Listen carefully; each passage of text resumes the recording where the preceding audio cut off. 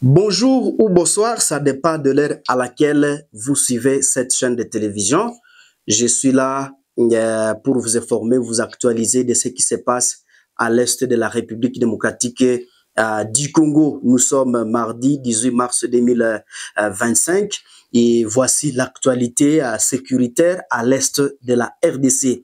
Il faut savoir que les forces armées de la République démocratique du Congo et FARDC et leurs alliés Ouazalendo ont réussi à stopper donc lundi l'avancée des rebelles du M23 et AFC des Cornenanga qui sont tous soutenus par l'armée rwandaise. Et il faut savoir qu'ils ont été stoppés vers Walika, le centre, où ils voulaient progresser. Il faut savoir que les rebelles ont été repoussés donc jusqu'à Mpofi. Mpofi, c'est une localité qui est située à 52 km de Walika, le centre.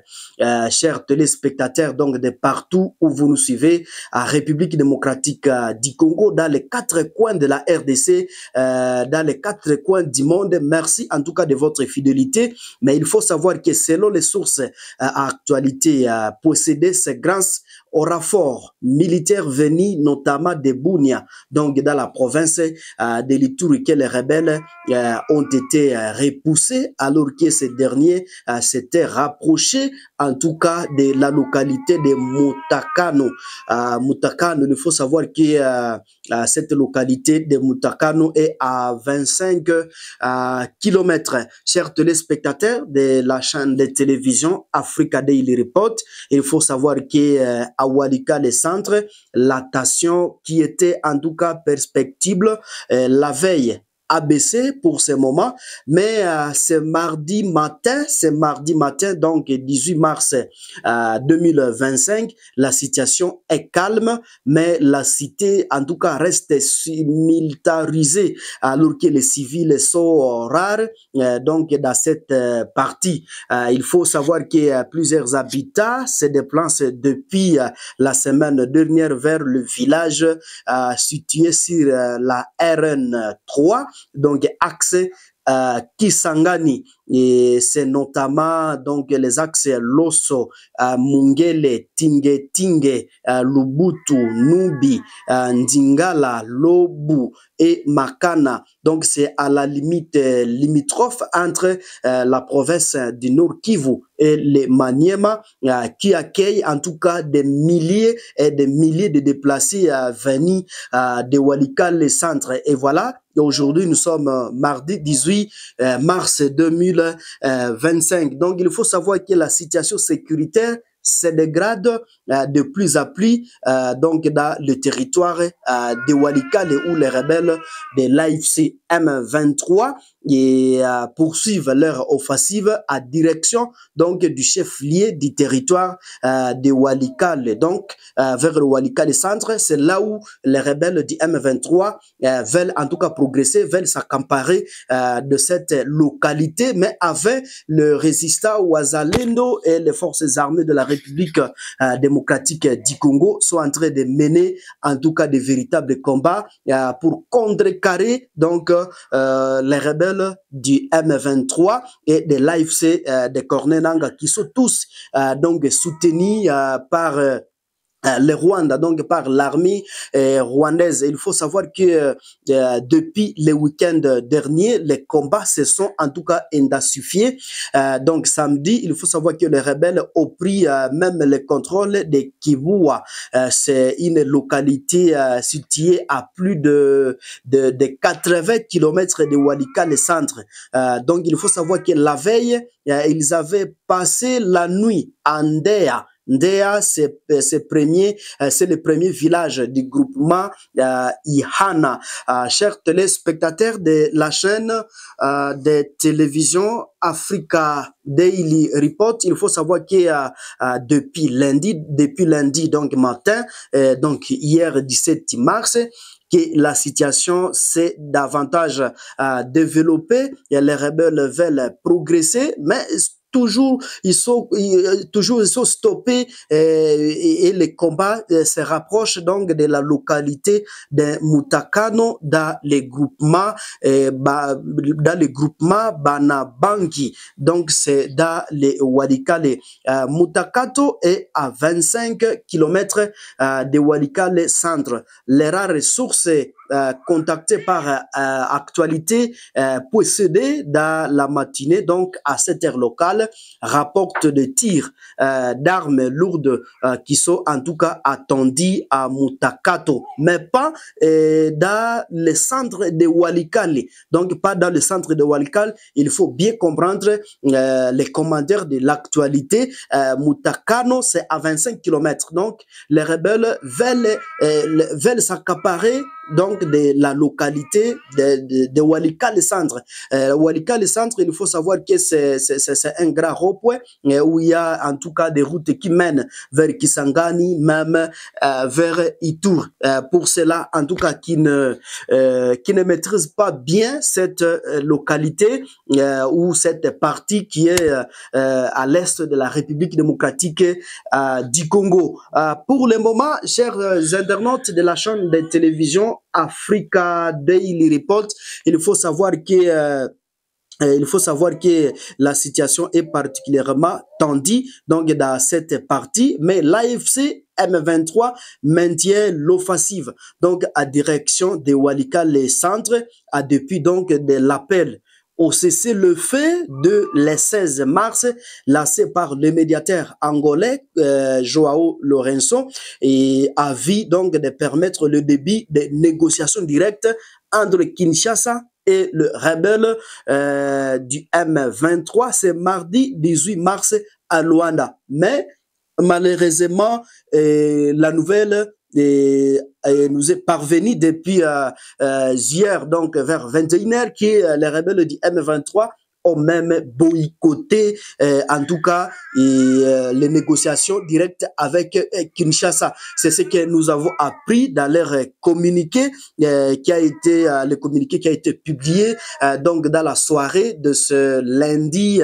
17 mars 2025. Dans ces communiqués de ce rebelle du M23, ils ont évoqué donc des sanctions ciblées contre leur chef. C'est ce qui a été donc à la base donc des boycotts, de dialogue direct, alors que Kinshasa en tout cas était déjà prêt. Et d'ailleurs la délégation de la République démocratique du Congo était déjà donc à Luanda pour ce dialogue direct avec les rebelles du M23, et cette délégation était en tout cas conduite était en tout cas dirigé par monsieur Jean-Pierre Bemba, mais pour le moment, en tout cas, on ne sait pas ce qui va arriver parce que les concernés, en tout cas, ils ne sont pas présents. Ils ont boycotté en tout cas cet appel à raison donc des sanctions qui ont été données par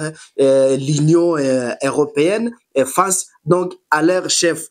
Chers téléspectateurs, il faut savoir que pour le moment, toujours dans les Walikale, donc dans les Walikale, comme c'est là où il y a en tout cas un véritable combat, de rude combat et contre les rebelles du M23 qui ne cessent de progresser, mais pour le moment, en tout cas, ils sont stoppés toujours par nos forces armées de la République démocratique du Congo, qui sont en tout cas appuyées par le résistant Wazalendo, que moi je dis les Waza, qui sont en train de faire face en tout cas à cette rébellion soutenue par les Rwandais. Il faut savoir que pour le moment, chers téléspectateurs, les activités socio-économiques ont pratiquement cessé de fonctionner depuis mardi dernier.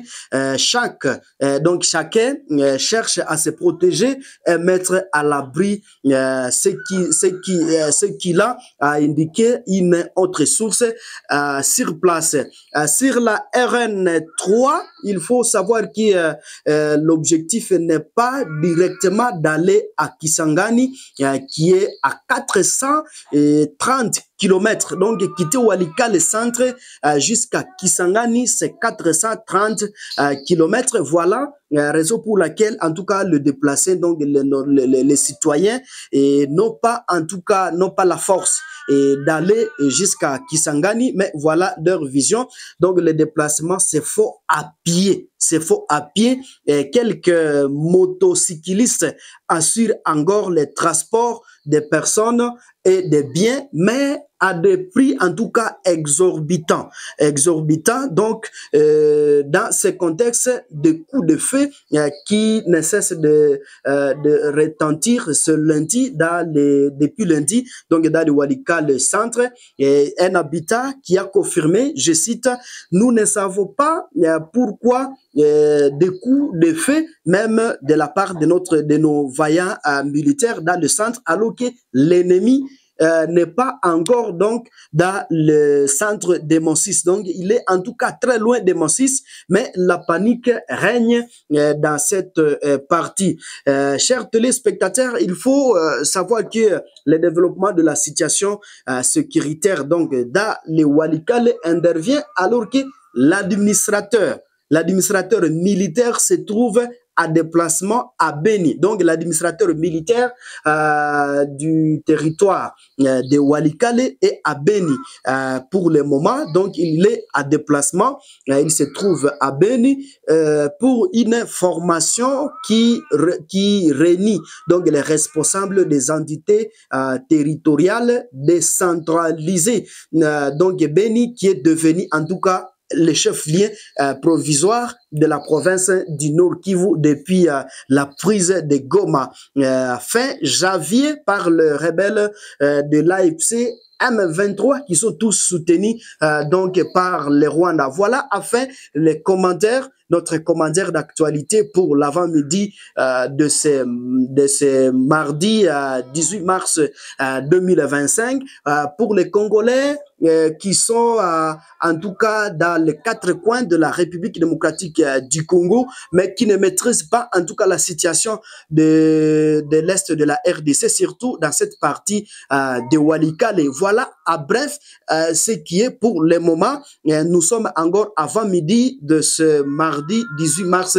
2024. Mais pour le moment, chers internautes de la chaîne de télévision Africa Daily Report, les pourparlers, nous allons revenir donc dans notre deuxième édition sur la situation à Luanda où la délégation de Kinshasa s'est retrouvée en tout cas seule à Luanda alors que les rebelles du M23 ont carrément boycotté en tout cas l'appel de Joao Lourenço qui est le président angolais et médiateur en tout cas de ce processus de paix de la République démocratique du Congo. Donc, dans notre deuxième édition, nous allons en tout cas commenter sur la situation de Luanda, mais dans le territoire de Lubero. Pour le moment, en tout cas, la situation est calme et d'ailleurs après plusieurs semaines, il faut savoir que depuis lundi, les élèves, donc les cours commencent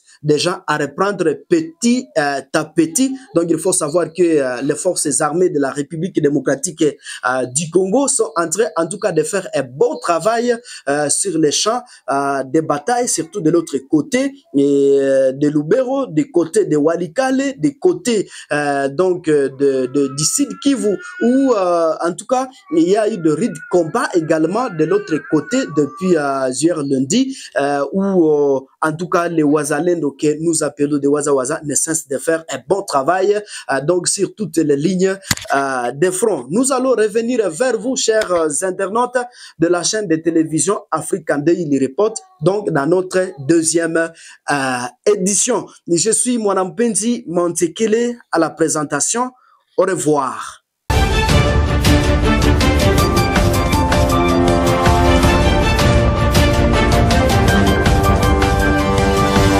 Thank you.